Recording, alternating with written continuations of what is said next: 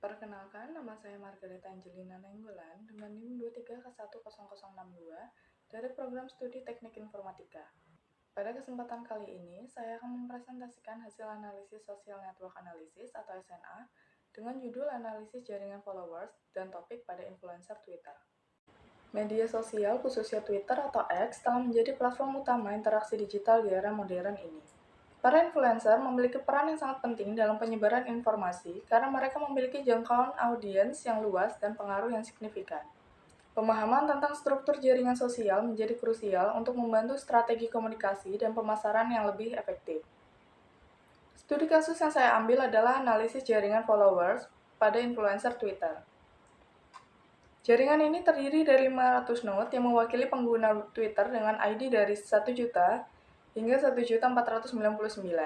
Edge atau hubungan dalam jaringan ini berupa hubungan follow dari followers ke followee dengan total 16.943 hubungan follow yang saling terhubung. Dalam dataset ini terdapat beberapa kategori pengguna.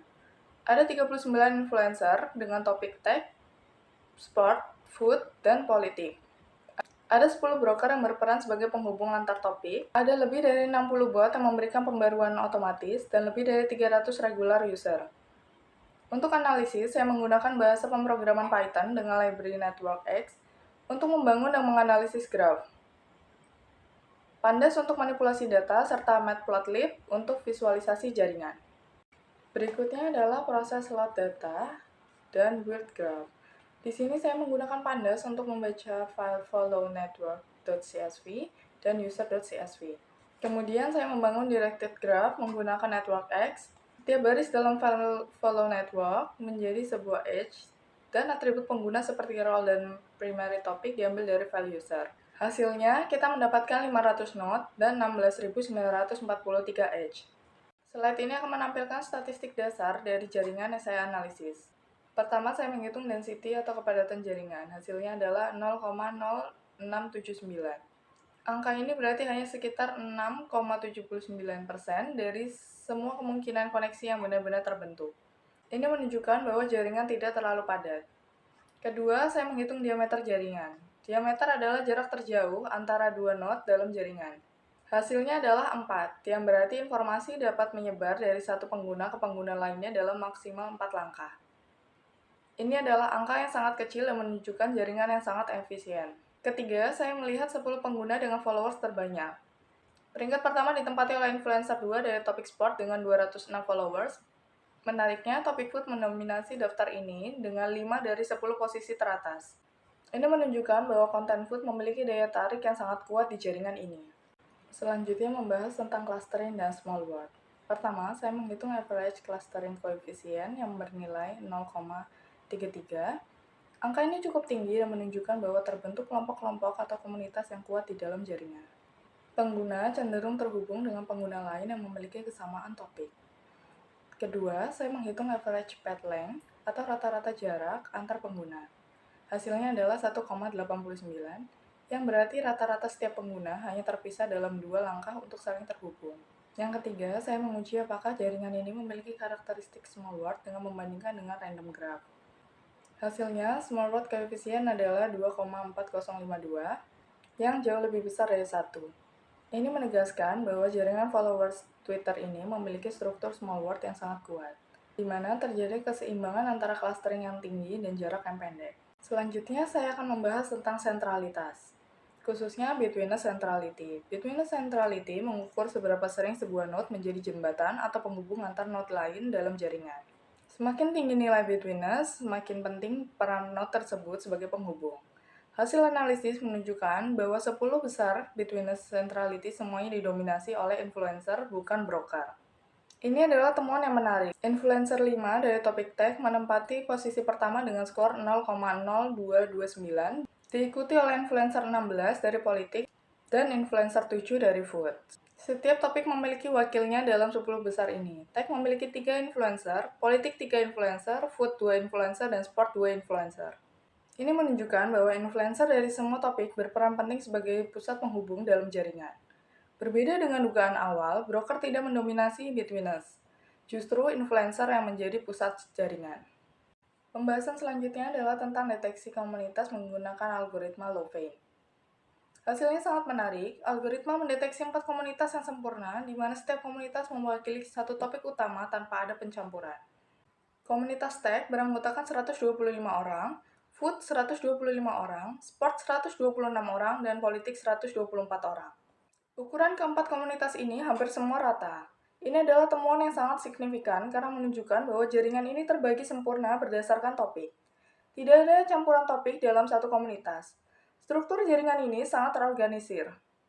Komunitas yang terbentuk murni berdasarkan kesamaan topik, yang menunjukkan bahwa pengguna cenderung mengikuti influencer dan pengguna lain yang memiliki minat yang sama.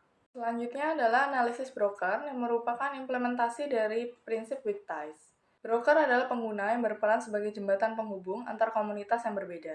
Saya menghitung bridging score untuk mengukur seberapa efektif seorang broker dalam menghubungkan topik-topik yang berbeda. Hasilnya, broker 3 dan broker 7 memiliki bridging score sempurna yaitu 1. Artinya, kedua broker ini memiliki followers dan followees dari keempat topik yang ada, yaitu tech, sport, food, dan politik. Mereka benar-benar menjadi jembatan yang menghubungkan semua komunitas. Broker 10 juga cukup efektif dengan skor 0,75, sementara broker 1 dan 5 memiliki skor 0,5. Temuan ini membuktikan prinsip weak ties dalam social network analysis, di mana hubungan yang lemah atau tidak langsung justru berperan penting dalam menghubungkan kelompok-kelompok yang berbeda. Tanpa broker, keempat komunitas ini akan terisolasi satu sama lain. Berikutnya adalah visualisasi dari jaringan yang saya analisis. Gambar ini menampilkan 500 node dengan 15.811 edge setelah dikonversi dari graf tidak berarah. Warna-warna yang berbeda mewakili topik yang berbeda. Node berwarna biru adalah komunitas tech, oranye adalah sport, hijau adalah food, dan merah adalah politik. Node berwarna coklat adalah para broker.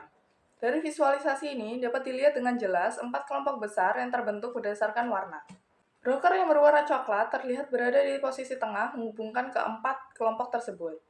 Ini adalah bukti visual yang sangat kuat tentang bagaimana komunitas terbentuk dan bagaimana broker berperan sebagai jembatan.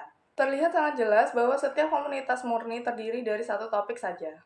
Berdasarkan analisis yang telah dilakukan, ditemukan bahwa jaringan followers Twitter ini memiliki struktur small world yang sangat kuat dengan diameter 4 dan rata-rata jarak antar pengguna hanya 1,89 langkah.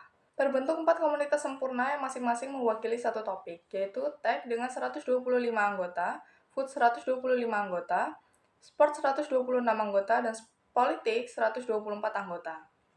Tidak ada pencampuran topik dalam satu komunitas. Broker 3 dan 7 memiliki bridging score sempurna, yaitu 1, karena mereka terhubung dengan semua topik, yang dimana membuktikan prinsip weak ties. Sementara itu, Between Centrality didominasi oleh influencer, dengan influencer 5 dari tech sebagai yang tertinggi. Analisis ini berhasil membuktikan 4 prinsip utama social network analysis, yaitu community detection dengan 4 komunitas murni, weak ties melalui broker 3 dan 7, small world network dengan koefisien 2,40 dan 6 degrees of separation dengan diameter 4 yang jauh di bawah angka 6. Temuan paling menarik dari analisis ini adalah terbentuknya 4 komunitas sempurna tanpa campuran topik. Broker 3 dan 7 dengan bridging score sempurna, dominasi influencer dalam between centrality dan rata-rata path length hanya 1,89 yang berarti hanya diperlukan 2 langkah untuk terhubung dengan siapapun. Berdasarkan temuan ini, disarankan untuk menargetkan broker 3 dan 7 dalam kampanye lintas topik. Memanfaatkan 4 komunitas untuk strategi konten yang spesifik, menggunakan influencer 5 untuk jangkauan luas, dan mengoptimalkan struktur small world untuk penyebaran informasi yang cepat.